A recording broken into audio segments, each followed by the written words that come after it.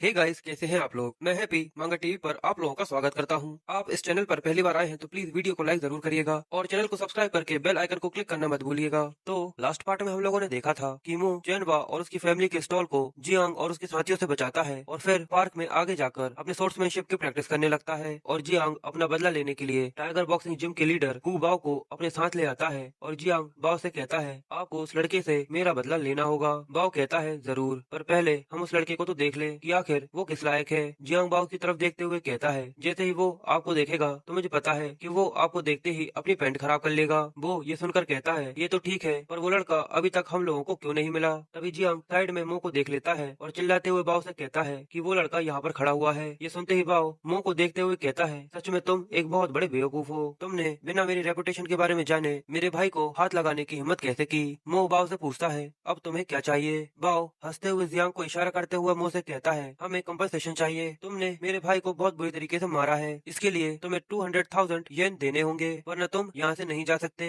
200,000 येन का सुनकर मो भी हैरान हो जाता है और पार्क में खड़े हुए लोग ये देखकर आपस में बातें करने लगते हैं कि ये लोग हु फैमिली के बॉक्सिंग जिम के आदमी हैं जो इस लड़के को पीटने के लिए यहाँ पर आए हैं। ये लड़का तो बहुत ज्यादा बड़ी मुश्किल में पड़ चुका है। मो भी ये समझ जाता है कि वो लोग कंपेंसेशन के तौर पर उसे ब्लैकमेल करने की कोशिश कर रहे हैं। बाओ ये देखकर सोचता है ये लड़का सच में बहुत ज्यादा बेवकूफ है। मो उससे पूछता है अगर मैं तुम्हें कोई भी पैसा ना दूं तो तुम क्या करोगे। बाओ और उसके साथी हमला करते हुए मो से कहते हैं अगर तुम हमें पैसा नहीं दोगे तो हम तुम्हें तब तक पीटेंगे जब तक तुम पैसा नहीं निकालोगे। फिर सीन पार्क के बाहर का होता है जहाँ एक कार पार्क के सामने रुकती है जिसके अंदर से एल्डर लू नाम का एक ओल्ड मैन निकलता है। बॉडीगार्ड उनसे पूछता है आखिर आपको आपकी पेंटिंग बनाने के लिए ऐसा क्या चाहिए था जो आप ऐसी जगह पर आए हैं। आपको जो भी मटेरियल्स चाहिए थे आप मुझे बता देते, वो आपको अरेंज कर दिए जाते। एल्डर लू उससे कहते हैं कुछ भी ऐसा नहीं है जो मैं अपने पुराने दोस्त को पेंटिंग बनाकर दे सकूं। सबसे ज्यादा जरूरी यहाँ बाहर आकर मटेरियल्स ढूंढना है जिससे मेरी पेंटिंग बहुत ज्यादा अच्छी बनेगी। फिर वो भीड़ को देखकर कहते हैं कि आखिर यहाँ पर क्या हो रहा है और जैसे ही वो मो को देखते हैं तो हैरान हो जाते हैं क्योंकि मो अपनी नाक में उंगली डालकर भी दो लड़कों से बड़े आसानी से बच रहा था।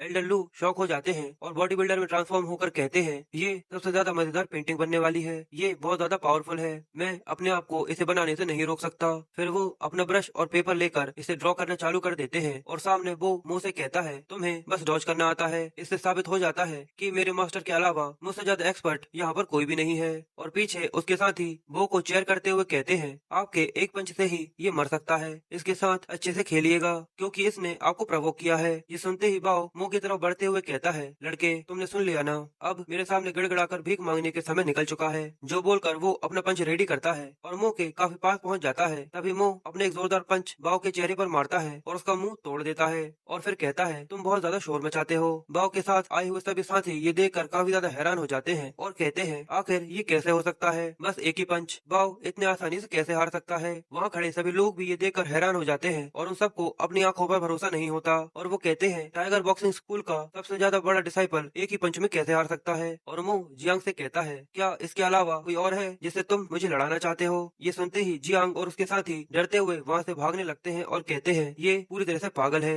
जियांग अपने मन में सोचता है बस लीडर ही इस लड़के को पीट सकते हैं और कोई नहीं। उन लोगों के जाने के बाद मुंह को अपने पीछे से आवाज आती है तुम बहुत अच्छे हो, तुम्हारी वजह से मैं इतनी अच्छी पेंटिंग बना पाया, इसलिए मैं तुम्हें ये पेंटिंग देना चाहता हूँ। ये सुनकर वहाँ पीछे खड़े हुए लोग काफी ज्यादा उदास हो जाते हैं और कहते हैं ये लड़का बहुत ही ज्यादा लकी है। मैंने सुना है मिस्टर ल्यू अपनी हर एक पेंटिंग को कम से कम 10 मिलियन में बेचते हैं। पर मुंह उनकी तस्वीर को देखकर कहता है आपकी इस काइंडनेस के लिए शुक्रिया, पर मैं आपसे ये पेंटिंग नहीं ले सकता क्योंकि इसमें कई सारे डिफॉल्ट्स हैं। ये सुनकर पीछे खड़ा एक आदमी आगे आकर मुंह से पूछता है क्या तुम्हें इसके बारे में पता है, क्या तुम्हारे सामने कौन खड़ा है। ये मिस्टर ल्यू लाओ है, हुआ के सबसे ज्यादा फेमस चाइनीज पेंटिंग मास्टर। ऐसे कई सारे लोग हैं जिन्हें इनकी पेंटिंग देखने को भी नहीं मिलती और मैं भी चाइनीज पेंटिंग को काफी ज्यादा पसंद करता हूँ, इसलिए मैं मिस्टर ल्यू की पेंटिंग की बेइज्जती करते हुए तुम्हें नहीं देख सकता। मिस्टर ल्यू उसे शांत करते हुए कहते हैं वैसे भी ये पेंटिंग मैंने इसी के लिए बनाई है। तभी मुंह उनसे वो पेंटिंग और ब्रश ले लेता है और उसमें कुछ चेंजेस करने लगता है और उसे पूरी तरह से मॉडिफाई करके मिस्टर ल्यू को दिखाता है। वो ये पेंटिंग देखकर बहुत ज्यादा एक्साइटेड हो जाते हैं और कहते हैं इस मॉडिफिकेशन की वजह से ये पेंटिंग पहले से भी ज्यादा अच्छी हो गई है, ये तो एक मास्टरपीस बन चुकी है। फिर मिस्टर ल्यू मुंह को रिस्पेक्ट देते हुए कहते हैं क्या मैं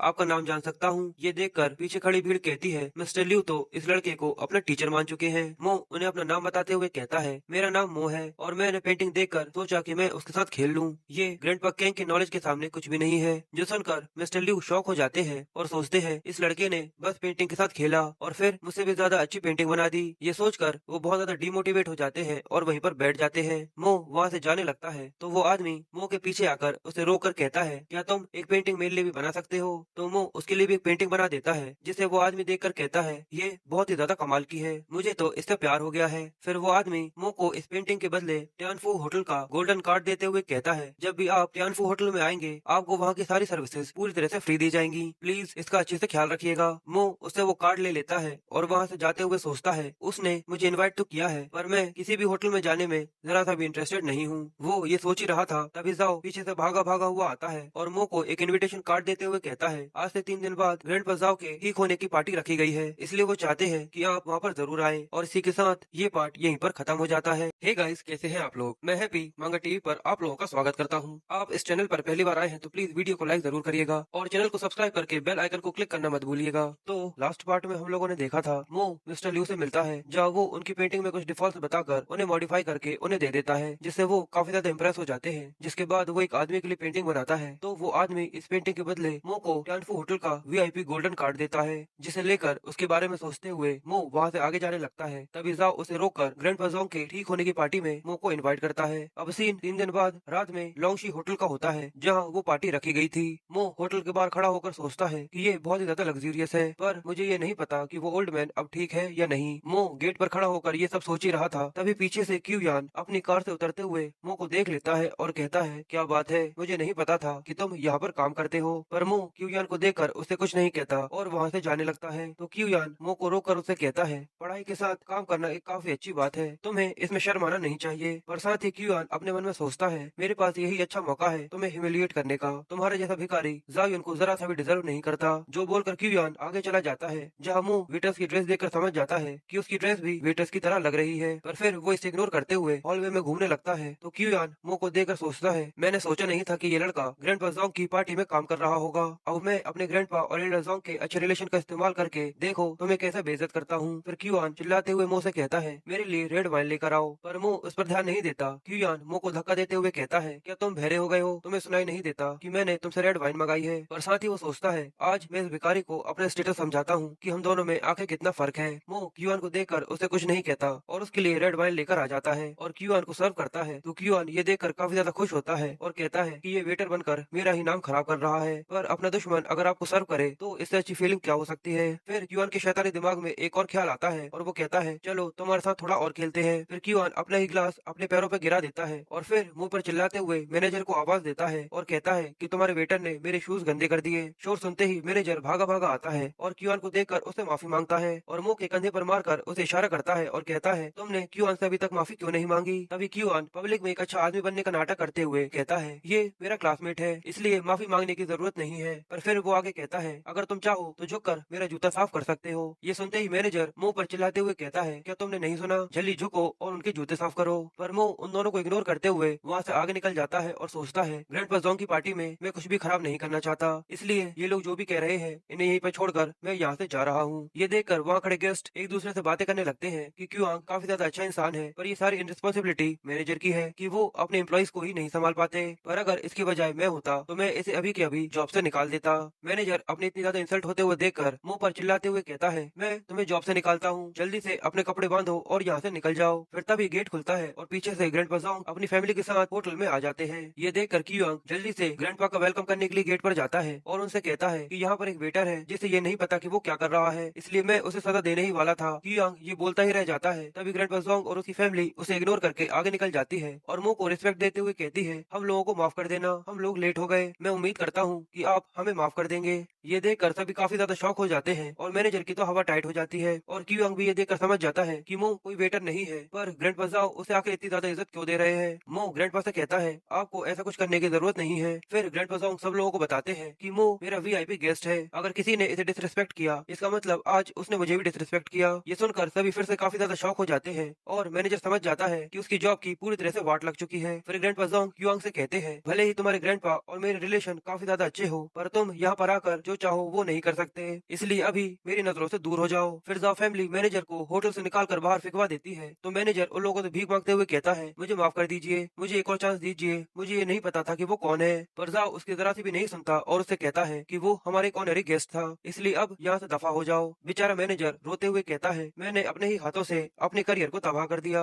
गाइस, क्या कभी आप लोगों के साथ ऐसा हुआ है कि किसी की सजा आप लोगों को भुगतनी पड़ी हो? अगर ऐसा कुछ हो तो प्लीज कमेंट में जरूर बताना। अब होटल के अंदर ग्रैंडपा मो को सीट देते हैं और अपने हाथ से उसे वाइन सर्व करते हैं। वहाँ खड़ी लड़कियाँ ये देखकर आपस में बातें करती हैं कि ग्रैंडपा जोंग जिसे इतनी ज्यादा इज्जत दे रहे हैं उसका नाम मो है। तो दूसरी लड़की कहती है, जरूर उसका बैकग्राउंड काफी ज्यादा स्ट्रॉन्ग और पावरफुल होगा। पर क्यूआंग वहीं एक कोने में बैठा हुआ मुंह पर गुस्सा निकालते हुए कहता है, आपको ये ट्रीटमेंट मुझे देना चाहिए था, मो इसके लायक नहीं है। अब थोड़ी देर बाद ग्रैंडपा जोंग को सब बर्थडे विश करते हुए कई सारे गिफ्ट देते हैं। पर ग्रैंडपा जोंग सोचते हैं कि हर साल कुछ नया होता है, पर वो क्या है जो मुझे याद नहीं आ रहा। क्यूआंग ये देखकर सोचता है कि उसके पास यही मौका है। फिर क्यूआंग ग्रैंडपा जोंग के सामने जाकर उसके ग्रैंडपा मिस्टर लू की भेजी हुई तस्वीर दिखाता है और कहता है, ये पेंटिंग मेरे ग्रैंडपा ने आपके लिए एज अ गिफ्ट भेजी है। ये पेंटिंग देखकर सब लोग काफी ज्यादा खुश हो जाते हैं और कहते हैं कि ये हैंड राइटिंग मिस्टर लू की है। एल्डर जाओ एल्डर लू के बेस्ट फ्रेंड होना डिजर्व करते हैं। फिर एक आदमी कहता है कि ये पेंटिंग उनकी पिछली पेंटिंग से काफी ज्यादा बेहतर है। मो पीछे बैठा हुआ सब लोगों को वो पेंटिंग देखता हुआ देखता है, जहाँ क्यूआंग सब लोगों को इस पेंटिंग की स्टोरी बताता है कि जब मेरे ग्रैंडपा मिस्टर लू घूमने के लिए पार्क में गए थे तो वो वहाँ एक यंग वॉरियर से मिले जिसने अकेले ही टाइगर बॉक्सिंग क्लब के कई सारे स्टूडेंट्स को हरा दिया। मैं सोचता हूँ वो वॉरियर आखिर कितना ज्यादा हीरोइक होगा। क्यूआंग को ये नहीं पता था कि वो जिसके बारे में बातें कर रहा है वो और कोई नहीं, मो ही है। मो भी पीछे बैठा हुआ ये सब सुन रहा था कि क्यूआंग आगे कहता है कि मैं मरते दम तक उसकी इज्जत करूंगा और मैं जानना चाहता हूँ कि वो आखिर कौन है। एक कमाल का मार्शल आर्टिस्ट जादूगर जो इसी टीम में घूम रहा है। ये काफी ज्यादा अच्छा होता कि मेरे ग्रैंडपा उस वॉरियर का नाम भी इस पेंटिंग में डाल देते। फिर क्यूआन मो की तरफ इशारा करते हुए कहता है कि वो वॉरियर तुमसे लाख गुना ज्यादा कमाल का होगा। ये सुनकर मो एक फनी सा फेस बनाकर क्यूआंग से कहता है, क्या तुम्हें ऐसा लगता है कि वो मुझसे ज्यादा कमाल का है? गाइस, ये सीन देखकर सच में मैं बहुत देर तक अपनी हंसी नहीं रोक पाया था। फिर क्यूआंग कहता है, ये सब छोड़ो और ये बताओ कि ग्रैंडपा जोंग के लिए तुम क्या गिफ्ट लेकर आए हो? ग्रैंडपा जोंग कहते हैं, कोई बात नहीं, मो को मुझे कोई गिफ्ट देने की जरूरत नहीं है। पर क्यूआंग ग्रैंडपा जोंग को टोकते हुए कहता है, आप ये गलत कह रहे हैं। आप ये बताइए कि इस डिनर पार्टी में ऐसा कौन है जो अपने साथ गिफ्ट लेकर नहीं आया? तो क्यूआंग मो की तरफ इशारा करते हुए कहता है, वो मो है जिसके हाथ में कोई भी गिफ्ट नहीं है। ये सुनकर मो बड़े ही कूल अंदाज के साथ कहता है, मैंने इन्हें जिंदगी दी है, क्या इनके लिए इतना काफी नहीं है? ये सुनकर सभी एक बार और शॉक हो जाते हैं और आपस में बातें करने लगते हैं कि ग्रैंडपा जोंग की बीमारी का इलाज जिसने किया था क्या वो ये लड़का है, तो इसीलिए ग्रैंडपा जोंग इसे इतनी ज्यादा इज्जत दे रहे हैं। पर क्यूआंग इस बात से काफी ज्यादा जल जाता है और मुंह पर चिल्लाते हुए कहता है, हम यहाँ पर गिफ्ट देने की बात कर रहे हैं पर तुम यहाँ पर खाली हाथ आए हो। ये सुनकर मो क्यूआन को बताता है कि जो तुम्हारे ग्रैंडपा ने तुम्हें पेंटिंग दी है उसे बनाने के लिए डायरेक्शंस मैंने ही दी थी, तो तुम बताओ तुमने क्या किया? ये बात सुनते ही सभी लोग मो पर जोर जोर से हंसने लगते हैं और क्यूआन मो को नीचे दिखाने की कोशिश करते हुए कहता है, तुम्हें मेरे ग्रैंडपा के पेंटिंग इंडस्ट्री के बारे में जरा सा भी पता नहीं है, फिर भी तुम्हारी हिम्मत कैसे हुई सबके सामने ऐसा बोलने की? ये सुनकर वहाँ खड़े गेस्ट भी एक दूसरे से बातें करने लगते हैं कि मिस्टर लू चाइनीज पेंटिंग के मामले में पूरी सिटी में नंबर 1 पर आते हैं और ये छोटा सा लड़का उनके काम में गलतियाँ कैसे बता सकता है? ग्रैंडपा जोंग भी मो की ये बात सुनकर कहते हैं, क्या मैंने गलत तो नहीं सुन लिया? मिस्टर लू लोंगशिंग सिटी के एक बहुत बड़े प्रोफेशनल आर्टिस्ट हैं। फिर क्यूआंग मो से कहता है, जैसे ही मेरे ग्रैंडपा आएंगे तुम्हें उनसे इसकी अच्छे से माफी मांगनी होगी। तभी पीछे से मिस्टर लू की आवाज आती है। वो कहते हैं, मुझे बाहर शोर की आवाज आ रही थी कि अंदर कुछ मजेदार चल रहा है। ग्रैंडपा जोंग मिस्टर लू को देखकर उनका वेलकम करने के लिए उनके पास पहुंच जाते हैं, तो मिस्टर लू लेट होने की वजह से उनसे माफी मांगते हैं। तभी क्यूआंग भी जल्दी से उनके पास पहुंच जाता है और मिस्टर लू से कहता है, यहाँ एक ऐसा शख्स है जो बोल रहा है कि उसने आपको पेंटिंग बनाने की डायरेक्शंस दी थी। मिस्टर लू जी सुनते ही कहते हैं कि आखिर वो कौन है? तो क्यूआंग मुंह की तरफ इशारा करते हुए बताता है कि उसने ऐसा कहा था। मिस्टर लू मुंह से कहते हैं, मेरी तरफ देखो, मैं तुमसे बात करना चाहता हूँ। पर जैसे ही वो मुंह की तरफ देखते हैं तो क्यूआंग ये देखकर सोचता है कि मो अब गया और वहाँ खड़े गेस्ट भी सोचते हैं कि ये देखो अभी भी नाटक कर रहा है। पर अब देखते हैं कि मिस्टर लू इसे अच्छा सबक सिखाएंगे। पर तभी मिस्टर लू ट्रांसफॉर्म होकर मो से चिपक जाते हैं और कहते हैं, ब्रदर मो, लास्ट टाइम जब तुम चले गए थे तो मुझे ऐसा लगा था कि हम लोग फिर कभी नहीं मिल पाएंगे। यहाँ पर तुमसे मिलना मेरी बहुत ज्यादा खुशकिस्मती है। ये देखकर क्यूआंग फिर से काफी ज्यादा हैरान हो जाता है और फिर से सोच में पड़ जाता है कि आखिर यहाँ पर क्या हो रहा है, मेरे ग्रैंडपा भी इस भिखारी मो को इतनी इज्जत क्यों दे रहे हैं? फिर मो क्यूआंग के पास आकर उसके कंधे पर हाथ रखकर उससे कहता है, सब ठीक है, तुम्हें डरने की जरूरत नहीं है, तुमने अच्छा खेलने की कोशिश करी पर अब से अपने ग्रैंडपास की बात मानना। इतनी ज्यादा बेइज्जती होने की वजह से क्यूआंग अपने मन में सोचता है, मो मैं अपनी पूरी जिंदगी तुम्हारा ये चेहरा नहीं देखना चाहता। जिसके साथ ये पार्ट यहीं पर खत्म हो जाता है। गाइज, आप लोग वीडियो को लाइक नहीं करते और ना ही सब्सक्राइब करते हैं। प्लीज मुझे आपके सपोर्ट की बहुत ज्यादा जरूरत है, इसलिए प्लीज वीडियो को लाइक और चैनल को सब्सक्राइब करना मत भूलिएगा।